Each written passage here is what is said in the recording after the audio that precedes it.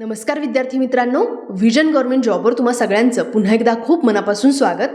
आज आपण या लेक्चरमधून 8 सप्टेंबरचे महत्त्वाचे करंट अफेअर्स प्रश्नोत्तर स्वरूपातून अभ्यासणार आहोत. या लेक्चरची PDF तुम्हाला व्हिजन गव्हर्नमेंट जॉब ऑफिशियल या आपल्या टेलिग्राम चॅनलवर डाउनलोड करायला मिळेल. आता आपण लेक्चरकडे वळूयात. आजचा पहिला प्रश्न खूप जास्त महत्त्वाचा आहे. याचं कारण म्हणजे या प्रश्नातून आपण राज्यसेवा GS मेन्स पेपर 3 तर ह्याचा जो एक मुद्दा आहे इंटरनॅशनल ऑर्गनायझेशन त्यापैकी आशियानचा अभ्यास या प्रश्नातून आपण करणार आहोत. म्हणून हा प्रश्न लक्ष देऊन पूर्ण ऐका. प्रश्न आहे की पहिले US आशियान केंद्र खालीलपैकी कोणत्या ठिकाणी स्थापन केलं जाईल? या प्रश्नाचा आन्सर आहे वॉशिंग्टन, सेकंड ऑप्शन.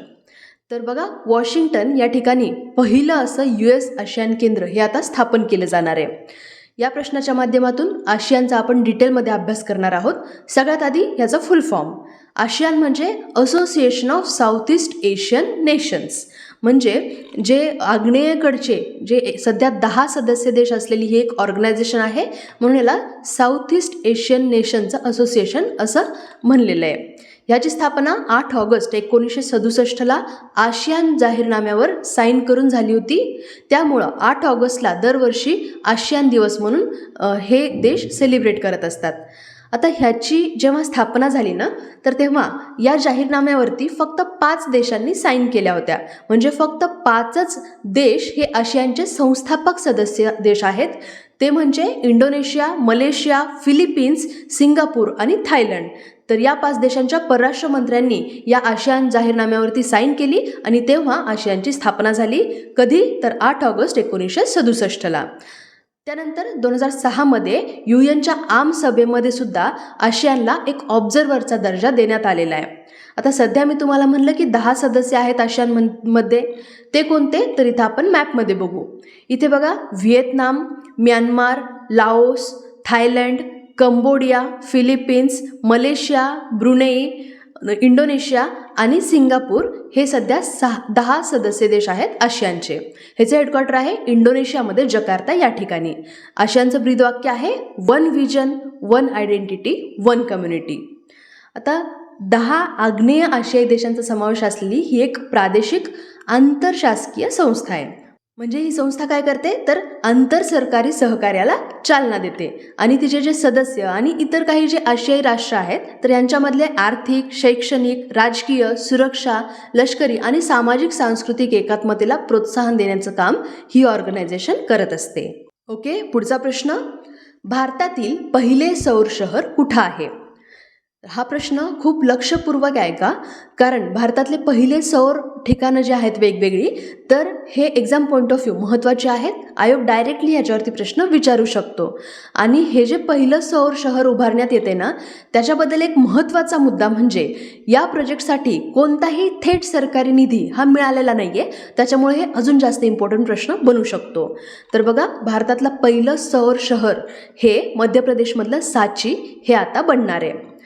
आता सांची म्हणल्यावर तुम्हाला थोडंसं क्लिक झालं असेल की स्तूपांसाठी हे शहर प्रसिद्ध आहे. तर बरोबर आहे.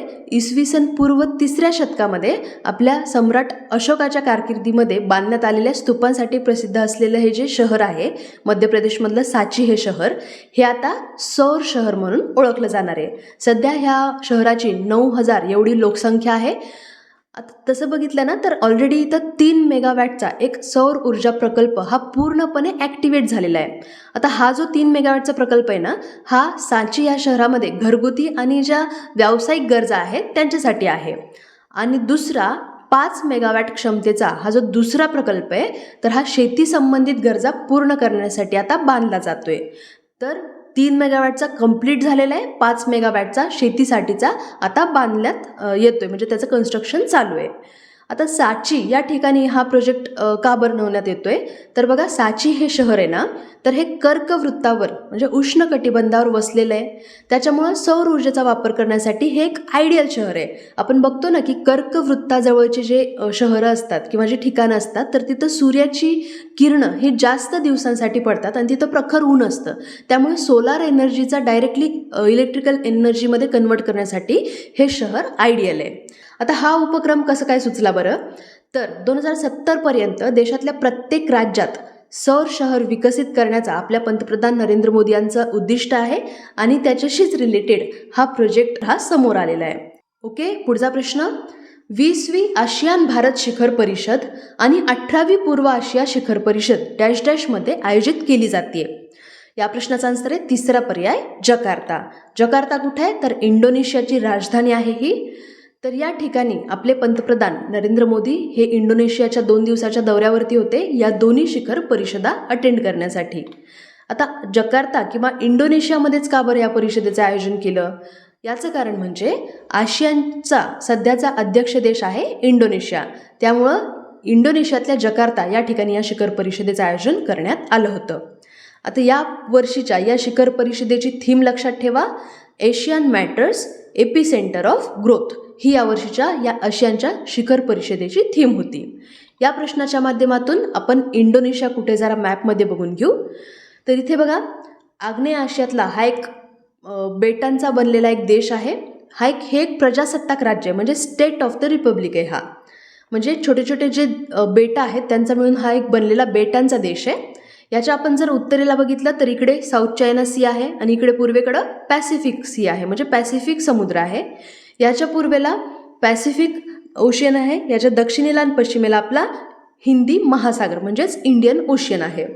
तसं जर आपण बघितलं ना तर इंडोनेशियाच्या ज्या जमिनीवरच्या सीमा आहेत तर त्या 3 देशांसोबत जोडलेल्या आहेत. एक म्हणजे इथं आपण बघू शकतो बघा, हा ईस्ट तिमोर म्हणजे पूर्व तिमोर. इथे दुसरा देश आहे पापुआ न्यू गिनिया आणि तिसरा जो देश आहे तर हा आहे मलेशिया. तर ह्या 3 देशांसोबत इंडोनेशियाच्या जमिनीवरच्या सीमा लागलेल्या आहेत. याच्याशिवाय ह्याच्या सागरी सीमासुद्धा आहेत आपल्या भारतासोबत, फिलिपाईन्ससोबत, ऑस्ट्रेलियासोबत आणि सिंगापूरसोबत. ओके, आता पुढचा प्रश्न. FSIBने विनय एम टोन्स यांची कोणत्या पदासाठी शिफारस केली आहे. आता हे टोन्स किंवा टोन्से असं याचं प्रोनाऊन्सिएशन तुम्हाला वाचायला मिळालं असेल तर दोन्ही बरोबर आहे. या प्रश्नाचा आन्सर आहे बघा तिसरा पर्याय, SBIचे व्यवस्थापकीय संचालक म्हणजे SBIचे MD म्हणून आता ह्यांच्या नावाची शिफारस केलेली आहे.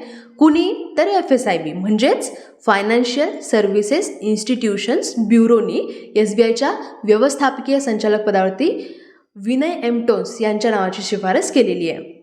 आता हे टोन्स जे आहेत ना तर हे सध्या SBIचे उपव्यवस्थापकीय संचालक आहेत आणि 30 वर्षांपेक्षा जास्त काळापासून ते ह्या बँकेमध्ये काम करत आहेत. आता हे पद जे आहे ना तर हे 2020 पासून रिकाम आहे, व्यवस्थापकीय संचालक पद. का बरं, तर या पदावरती पूर्वी जे दिनेश कुमार खरा हे होते तर यांची ऑक्टोबर 2020मध्ये SBIचे अध्यक्ष म्हणून नियुक्ती झाली आणि तेव्हापासून हे पद रिकामच आहे. आणि या पदावरती आता FSIBनं टोन्से यांच्या नावाची शिफारस केलेली आहे. आता हे FSIB कोण आहे बरं किंवा काय आहे, तर ह्याचा फुल फॉर्म आत्ताच मी तुम्हाला सांगितला, फायनान्शियल सर्व्हिसेस इन्स्टिट्यूशन्स ब्युरो. हे काय करतं, तर हे एक सरकार नियुक्त पॅनल आहे जे की वित्तीय संस्थांमधले जे मोठे मोठे वरिष्ठ पद असतात तर वरिष्ठ पदांसाठी उमेदवारांची शिफारस करण्याचं काम हे FSIB करत असतं. ओके, पुढचा प्रश्न. जपानच्या चंद्रशोध मोहीम स्लिमचं टोपण नाव काय आहे. या प्रश्नाचा आन्सर आहे दुसरा पर्याय, मून स्नायपर. आता जर तुम्ही बाकीचे ऑप्शन बघितले ना तर आपल्याला असं वाटेल की बरं झालं याचा आन्सर मून स्नायपर आहे, कारण एक्झाम पॉईंट ऑफ व्ह्यू बघितलं तर हे ओमोटेनाशी, हयाबुसा वगैरे हे नाव लक्षात ठेवायला थोडं अवघड गेलं असतं. तर मून स्नायपर हे जपानच्या चंद्र शोध मोहीम स्लिमचं एक निक नेम आहे. आता हे रिसेंटली बघा, जपाननी त्यांचं एक लुनार एक्सप्लोरेशन स्पेसक्राफ्ट हे रिसेंटली लॉन्च केलेलं आहे त्यांच्या इंडिजिनियस HIIA या रॉकेटमधून. आणि म्हणजे त्यांचं हे जे रॉकेट लॉन्च झालेलं आहे तर सध्या जपाननी हे जे त्यांचं चंद्र लँडर आहे किंवा जे मून लँडर आहे हे लॉन्च केलेलं आहे. पण हे जेव्हा सक्सेसफुली चंद्रावर पोहोचेल पुढच्या वर्षी तर तेव्हा जपान हा जगातला 5वा देश बनेल जो की चंद्रावरती उतरलेला आहे. तर पुढच्या वर्षीच्या सुरुवातीला हे मे बी पोचू शकतं आणि असं झालं तर चंद्रावर उतरणारा जगातला 5वा देश जपान हा बनू शकतो. आता हे जे आहे तर त्यांनी त्यांच्या इंडिजिनियस HIIA या रॉकेटमधून त्यांनी हे लॉन्चिंग केलेलं आहे. या प्रश्नाच्या माध्यमातून आपण थोडक्यात जपानचा अभ्यास करून घेऊ. तर बघा, जपान हा पूर्व आशियातला हा सुद्धा एक द्वीपांचा देश आहे. हा सुद्धा काय म्हणते, कारण मगाशी आपण इंडोनेशियाचा अभ्यास केला होता. तर बघा, हा पण एक द्वीप देश आहे. याच्या पश्चिमेला जपानचा समुद्र आहे, चीन आहे, उत्तर कोरिया, दक्षिण कोरिया आणि रशिया हे आहेत. आणि याच्या उत्तरेला ओखोत्स्काचा समुद्र आहे आणि दक्षिणेला पूर्व चीन समुद्र आणि तैवान हे आहेत. इथली बघा महत्त्वाची 4 मुख्य बेटं आहेत, त्यांचा क्रमसुद्धा एक्झाममध्ये विचारला जातो. उत्तर ते दक्षिण म्हणजे नॉर्थ टू साऊथ जर आपण बघितलं तर होक्काइडो, होन्शू, शिकोकू आणि क्युशू असा या 4 मुख्य जपानच्या बेटांचा क्रम आहे. हे जे 4 मोठे जे बेटं आहेत ना, तर ह्यांनी जपानच्या जमिनी क्षेत्राचा 97% भाग व्यापलेला आहे आणि म्हणूनच त्यांना आपण मुख्य बेट असं म्हणतो. ओके, आता पुढचा प्रश्न. आंतरराष्ट्रीय साक्षरता दिवसाचा विषय खालीलपैकी कोणता आहे? या प्रश्नाचा आन्सर आहे तिसरा पर्याय, promoting literacy for world in transition, building the foundation for sustainable and peaceful societies. तर खूप मोठा आहे, मला माहिती आहे, लक्षात ठेवायला थोडं अवघड जाईल, तर फक्त एवढं लक्षात ठेवलं तरी चालेल, promoting literacy for world in transition. आता हा आंतरराष्ट्रीय साक्षरता दिवस हा कधी असतो? तर दरवर्षी 8 सप्टेंबरला हा दिवस सेलिब्रेट केला जातो. 26 ऑक्टोबर 1966ला युनेस्कोची सर्वसाधारण परिषद झाली होती. या परिषदेमध्ये या 14व्या सत्रात याची घोषणा करण्यात आली होती या आंतरराष्ट्रीय साक्षरता दिवसाची. आणि त्याच्या पुढच्या वर्षीपासून म्हणजे 1967 पासून दरवर्षी संपूर्ण जगभरात आंतरराष्ट्रीय साक्षरता दिवस म्हणजे वर्ल्ड लिटरसी डे हा सेलिब्रेट केला जातो. आजचा ह्याच्या नावावरून कळतं की ह्याचा पर्पज काय असणार आहे, तर लोकांमध्ये वैयक्तिक, सामुदायिक आणि सामाजिकदृष्ट्या साक्षरतेचं महत्त्व हे लोकांना पटवून देणं हेच या दिवसाचा उद्देश आहे. ठीक आहे, या प्रश्नाच्या माध्यमातून आपण सप्टेंबर महिन्याचे इतरही इम्पॉर्टंट दिवस अभ्यासून घेऊ. तर पहिल्यांदा 1 ते 7 सप्टेंबर हा एक सप्ताह, हा एक वीक लक्षात ठेवा. राष्ट्रीय पोषण सप्ताह असतो 1 ते 7 सप्टेंबरला. त्यानंतर मध्येच 5 सप्टेंबरला राष्ट्रीय शिक्षक दिवस असतो. आता हा दिन आपण कुणाचा जन्मदिनला आपण राष्ट्रीय शिक्षक दिवस म्हणून सेलिब्रेट करतो ह्याचा आन्सर तुम्ही मला कमेंट करून सांगा. या आधीच्या लेक्चरमध्ये आपण हा प्रश्न डिटेलमध्ये बघितलेला आहे. ओके, आता 8 सप्टेंबरला जागतिक साक्षरता दिन आत्ता आपण बघितलेला. 10 सप्टेंबरला असतो जागतिक आत्महत्या प्रतिबंध दिन. 14 सप्टेंबरला हिंदी दिवस. 15 सप्टेंबरला इंजिनियर्स डे. 16 सप्टेंबरला वर्ल्ड ओझोन डे असतो. 17 सप्टेंबरला मराठवाडा मुक्ती संग्राम दिन. याच्यावरती आयोगाने ऑलरेडी प्रश्न विचारलेले आहेत, यापुढे सुद्धा विचारू शकतो. 21 सप्टेंबरला 2 महत्त्वाचे दिवस आहेत, जागतिक अल्झायमर दिन आणि आंतरराष्ट्रीय शांतता दिवस. 26 सप्टेंबरला जागतिक सागरी दिन म्हणजे वर्ल्ड मेरीटाईम डे असतो. तर 27 सप्टेंबरला जागतिक पर्यटन दिन.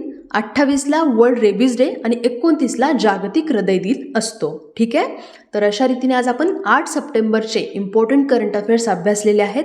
लवकरच आपण भेटूयात पुढच्या लेक्चरमध्ये. आता मी इथंच तुमची रजा घेते. जय हिंद, जय महाराष्ट्र, धन्यवाद.